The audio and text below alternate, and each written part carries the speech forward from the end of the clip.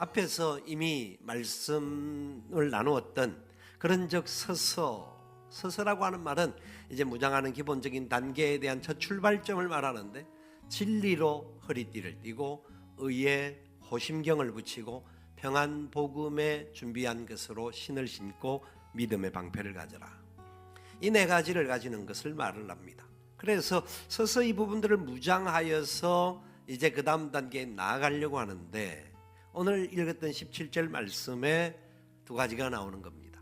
구원의 투구와 성령의 금, 곧 하나님의 말씀을 가지라. 이 가지라고 하는 이 메시지 안에는 그냥 우리가 뭐 덜컥 잡는 게 아니라 누군가가 우리에게 후여되어질 때 그것을 수용한다, 영접한다 하는 의미가 있습니다. 구원의 투구와 성령의 검은 그분이 마침 어떤 그분이 우리에게 주셔야 된다라는 겁니다.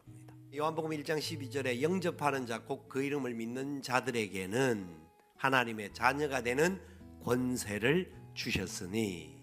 아멘. 저와 여러분이 예수 그리스도를 영접하고 예수 그리스도가 나의 구원자가 되시고 그분을 받아들임으로 인하여서 하나님의 자녀가 되는 권세를 부여받았다라는 겁니다. 그래서 우리는 구원의 투구를, 내가 구원받은 증거가 예수님을 영접한 것인데 영접함으로 구원의 투구를 받게 된 것입니다. 우리 눈에 보이지 않지만 우리는 구원의 투구를 쓰고 있는 자들이에요. 예수님이 우리의 머리가 되시고 우리는 그의 몸이다라고 성경은 말씀합니다.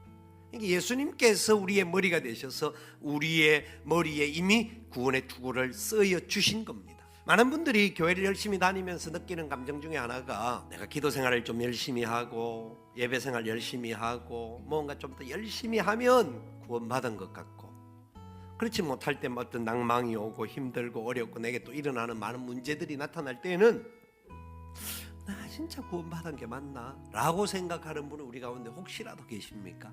우리의 감정은 왔다 갔다 할 수 있는 존재입니다. 어려운 일을 만나면 힘들어할 수 있고 답답해할 수 있고 좌절할 수 있는 것이 우리입니다. 그렇기 때문에 우리 감정에 의지해서 우리가 구원을 받은 것을 확정하는 것이 아니라, 요한일서 5장 13절 말씀이, 내가 하나님의 아들을 믿는 너희에게 이것을 쓴 것은 너희로 하여금 영생이 있음을 알게 하려 하심이라. 아멘. 아멘. 영생이 뭡니까? 구원받은 백성이 소유하는 삶을 말합니다. 구원받은 우리가 영생을 소유한 것이라는 거예요.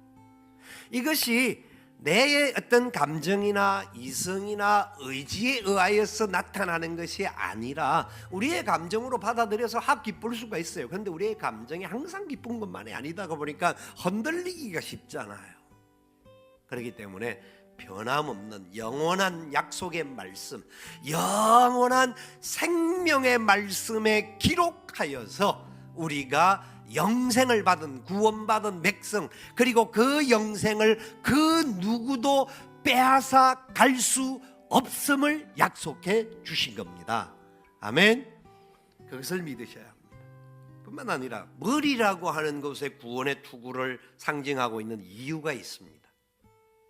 머리에 구원의 투구를 썼다라고 하는 부분은, 우리는 영적인 존재이기 때문에 여러 가지 상황들 속에서 생각이라고 하는 것들을 하며 걸어가게 됩니다. 내가 무엇을 생각하느냐에 따라서 내 삶이, 가치관이 그렇게 결정되어지고 그렇게 살아가게 되어 있습니다. 철저하게 하나님의 뜻이 무엇인지를 분별해야 합니다. 우리의 생각은 흔들릴 때가 많습니다. 여러 가지 부분들로 우리를 공격해옴으로 말미암아 사탄의 목적들이 우리를 혼란스럽게 만들고, 인본주의, 그리고 동성애, 세상에 좋은 것들을 가지고 아주 좋은 사상들을 만들어서 수없이 공격을 해옵니다. 그러나 저희들은 생명의 주인 되시는 예수 그리스도를 우리의 가슴 속에 붙들고 있는 사람으로, 특별히 예수님이 십자가에 못 박히실 때 머리에 가시면류관을 쓰셨지 않습니까? 다른 사람들은 구원의 투구를 써야 세상을 이길 수가 있는데, 주님이 저와 여러분을 대신하여 가시면류관을 쓰심으로 인하여서 우리의 생각까지도 주님이 지켜주실 것을 약속하신 겁니다. 그래서 우리가 걸어가는 삶에 있어서 어떤 어렵고 힘든 일이 생길 때 기도하게 되면 하나님은 우리의 마음과 생각을 지키시는 것이 첫 번째라고 말씀합니다. 그래서 우리의 생각들이 예수 그리스도를 생각하는 삶이 되어야 합니다. 힘들고 어려운 일을 만날 때 여러 가지 고민할 게 많죠. 이걸 어떻게 해결할 것인가 고민하지만 그때 한 번이라도 생각해 봅시오. 예수님이 지금 이 상황이면 어떻게 하실까? 주님이 십자가에 못 박히신 그 아픔 고통이 나의 이 문제를 위한 것은 아닐까? 주님이 십자가에 못 박히신 전날 밤에 겟세마네 동산에서 그렇게 통곡하며 우셨던 이유가 바로 이것 때문은 아닐까 생각한다고 하면 구원받은 하나님의 백성답게 승리의 열매를 맺게 될 것이고, 구원받은 하나님의 백성답게 힘든 과정이 있다 할지라도 마침내 소원의 항구에 도달하게 될 줄 믿으시기 바랍니다. 이 은혜 가운데 승리한 우리 모두가 되시기를 살아계신 예수님의 이름으로 축원을 드립니다.